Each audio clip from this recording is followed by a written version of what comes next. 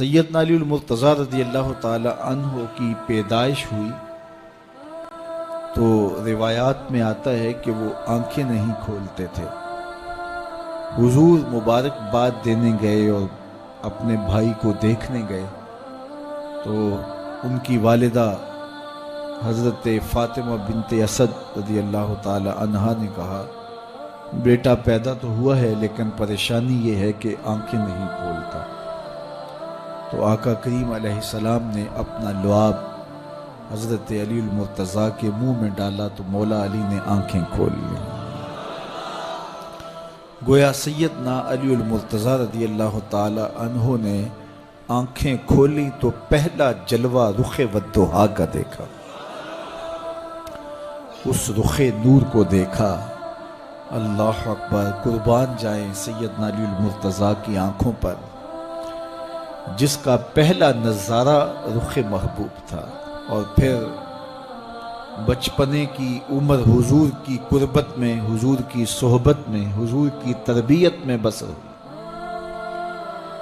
آقا کریم علیہ السلام جب اللہ کے حکم سے اعلان نبوت فرمایا تو سیدنا علی المرتضیٰ رضی اللہ تعالی عنہ نے ایمان لانے والوں میں سر فہرست اپنا نام لکھوایا، اور آقا کریم علیہ السلام کے ساتھ پھر ہر محاذ پہ کھڑے ہوئے نظر آئے۔ سیدنا علی المرتضیٰ فرماتے ہیں کہ رسول رحمت نبی اکرم صلی اللہ علیہ وآلہ وسلم نے ارشاد فرمایا کہ اے علی، تیری مثال حضرت عیسیٰ کی ہے۔ حضرت عیسیٰ کا ماجرا یہ تھا کہ ان سے دو طرح کے لوگوں کا معاملہ ہوا اور دونوں گمراہ ہوئے۔ ایک وہ جنہوں نے حد سے زیادہ ان سے محبت کی اور اس قدر بڑھا چڑھا دیا کہ انہیں اللہ کا بیٹا قرار دے دیا، اور دوسرے یہودی تھے جو اس قدر بغض رکھا سیدنا عیسیٰ علیہ السلام سے کہ ان کے قتل کے درپے ہوئے، ان کی ماں پہ تہمت لگائی۔ سیدنا علی المرتضیٰ فرماتے ہیں کہ میرے حضور نے فرمایا تیری مثال بھی حضرت عیسیٰ کی، تیرے معاملے میں آ کر بھی دو لوگ برباد ہوں گے، ایک محبت کی وجہ سے برباد ہوں گے، ایک بغض کی وجہ سے برباد ہوں گے۔ ایک محبت میں ایسے افراط کریں گے، اس قدر محبت میں تجاوز کر جائیں گے، حد سے بڑھ جائیں گے کہ وہ کہیں گے تیرے بارے جو نہیں کہنا چاہیے۔ حتیٰ کہ سیدنا علی المرتضیٰ رضی اللہ تعالی عنہ کی محبت میں لوگوں نے تمام صحابہ پر سب و شتم کو جائز سمجھ لیا، اور ایک طبقہ ایسا بھی ہے جو سیدنا علی المرتضیٰ رضی اللہ تعالی عنہ کو خدا اور الہ کہتا ہے۔ یہ نصیری سیدنا علی المرتضیٰ رضی اللہ تعالی عنہ کو الہ کہتے ہیں، علی اللہ کا نعرہ لگاتے ہیں۔ ایک طبقہ محبت میں تجاوز کر کے اس قدر جو ہے وہ سیدنا علی المرتضیٰ کے بارے میں اعتقاد قائم کرتا ہے کہ وہ گمراہی کے گڑھے میں جا گیا، اور ایک طبقہ وہ ہوگا جو تیرے ساتھ بغض رکھ کے برباد ہوگا۔ سیدنا علی المرتضیٰ رضی اللہ تعالیٰ عنہ کا نام بھی گوارا نہیں ہوگا۔ سیدنا علی المرتضیٰ کا نام لیا جائے تو طبیعت میں بے چینی اور اضطراب پھیل جائے گا۔ اور ایک طبقہ ایسا ہے نواسب کا، نواسب باقاعدہ 10 محرم کو سیدنا علی المرتضیٰ رضی اللہ تعالی عنہ کے شہزادے کی شہادت کے دن کو عید کے طور پہ منایا کرتے ہیں۔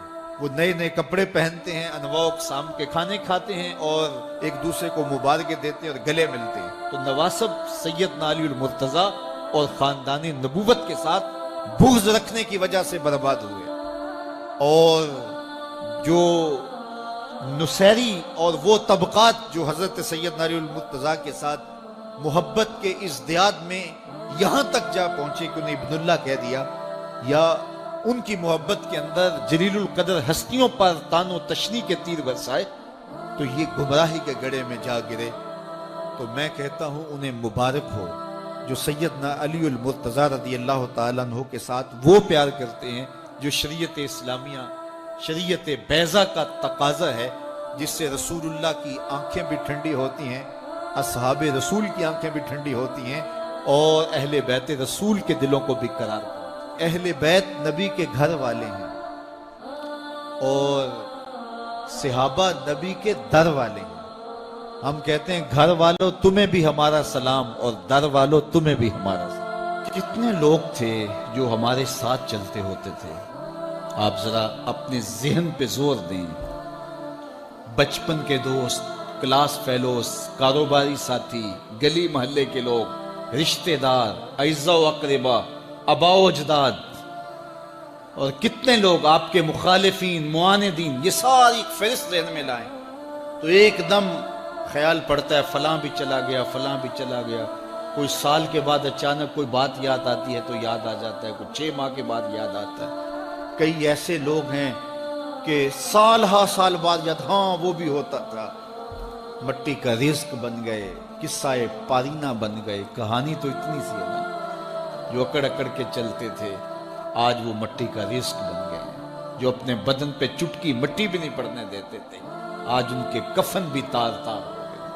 حضرت غوث اعظم فرماتے ہیں قبرستانوں میں جا کے دیکھو کیسے کیسے حسینوں کی مٹی خراب ہو رہی ہے. اللہ اکبر. بدن خاک میں مل گئے، ہڈیاں چور چور ہو گئی، ریزہ ریزہ ہو گئی. قبروں کے نشان بھی مٹ گئے، کتبے بھی ٹوٹ گئے.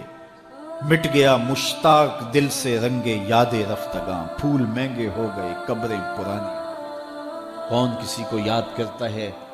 اور اسی طرح ہم مل کے مٹی کا رزق بننے والے ہیں، لیکن کوئی ایسا کام چھوڑ جائیں گے، اپنے رب سے جڑ جائیں گے، اپنے رب کے بندوں سے جڑ جائیں گے، رسول کریم کے دامن کو تھام لیں گے تو پھر موت بھی مرنے نہیں دے گی. پھر سر خرو اور سر بلند ہوں گے، پھر عزتوں کے تاج سروں پہ رکھے جائیں گے، وقار کی مسند پہ بٹھائے جائیں گے. فقیر نام تنا دا باؤ، قبر جنہ دی جیوے ہو. پھر قبروں پہ بھی چراغاں ہوگا جب ہم ان سے جڑ جائیں گے. تو یہ مختصر زندگی کی تمام تر لطافتوں کے حصول کے ساتھ گزرنی چاہیے. کتنے نوجوان ہیں جنہوں نے اپنی توبہ کو مؤخر کیا تھا بڑھاپے کے لیے اور آج قبرستانوں میں دفن ہیں. آپ جا کے قبرستانوں میں دیکھیں، وہ سوچتے تھے کہ ابھی تو جوانی ہے، جوانی سے لطف اندوز ہو لیں، بڑھاپے میں توبہ کر لیں گے. لیکن بڑھاپا نہیں آیا، موت آ گئی. موت تو برحق ہے، یہ تو آ کے رہنی ہے، لیکن بڑھاپا لازمی نہیں ہے کہ ضروری آئے. حضرت امام غزالی نے ایک بڑی خوبصورت بات لکھی. فرماتے ہیں معاشرے میں نظر دوڑا کے دیکھو، زیادہ بچے ہیں، زیادہ جوان ہیں یا زیادہ بوڑھے ہیں؟ تو کہا آپ کو بچے زیادہ ملیں گے. ہر گھر میں دیکھ لیجئے، بچے زیادہ ہوں گے، جوان ان سے کم ہوں گے، بوڑھے ان سے کم ہوں گے. تو اگر بوڑھے تھوڑے ہیں، جوان زیادہ ہیں، تو غزالی فرماتے ہیں پھر بات سیدھی سیدھی ہے، بڑھاپے تک کوئی کوئی پہنچتا ہے، زیادہ جوانی میں چلے جاتے ہیں. اور کہا کہ اگر جوانوں سے بچے بھی زیادہ ہیں تو پھر اس کا مطلب ہی سیدھا سیدھا ہے کہ جوانی تک سارے نہیں پہنچتے، بہت بچپن میں چلے جاتے ہیں. غرہ کس پہ، ناز کس پہ، غرور کس پہ، تکبر کس پہ؟ تو یہ مختصر زندگی جو اللہ کی امانت ہے، اس کو اللہ کے نام پہ گزارو. جو بیت گئی وہ بیت گئی، وہ تو منہا ہو گئی زندگی سے. وہ مجھے رات سے کچھ لوگ میسج بھیج رہے ہیں کہ آج 16 مارچ ہے اور آپ کا پیدائش کا دن ہے، مبارک ہو، اللہ سب کو جزا دے. لیکن میں آج اپنی چھوٹی بیٹی کو بھی کہہ رہا تھا، وہ مجھے بولی کہ ابو آپ کو مبارک ہو. تو میں نے کہا کہ آپ ہاتھ اٹھا کے اللہ کی بارگاہ میں دعا کرو کہ اللہ آپ کے باپ کے 46 سال کے گناہ معاف کر دے. یہ تو زندگی گزر گئی ہے، 46 سال میرے ہاتھ سے نکل گئے ہیں. میں الٹا بھی لٹک جاؤں تو یہ میرے ہاتھ نہیں آ سکتے. اگر میں نے اچھے گزارے ہیں تو مجھے مبارک ہو اگر قبول ہو گئے ہیں، اور اگر اچھے نہیں گزرے تو مجھے توبہ کرنی چاہیے. زندگی کی کوتاہیوں سے توبہ کرنی چاہیے. ہم سمجھتے ہیں ہم بڑے ہو رہے ہیں، حقیقت میں ہم چھوٹے ہو رہے ہیں. ہم اپنی زندگی کے اہداف طے کریں، زندگی کے مقاصد طے کریں. ساری زندگی اس کے گرد سفر کرنی چاہیے. کئی لوگ ساری زندگی گزار دیتے ہیں، ان کو ساری زندگی راستہ نہیں ملتا کہ جانا کدھر. وہ کیوں؟ وَأَضَلُّ السَّبِيلَ. اللہ فرماتا وہ بھٹکے ہوئے مسافر ہوتے ہیں. اللہ سے راستہ مانگو، آہستہ چلو لیکن منزل کا تعین کر کے بڑھو. بڑھتے رہو، منزل تمہارا استقبال کرے گی. آج مشکل ہے تو کل آسانیاں ہوں گی. تو یہ زندگی تیزی کے ساتھ کٹ رہی ہے. لمحہ لمحہ میں اور آپ موت کے قریب ہو رہے ہیں.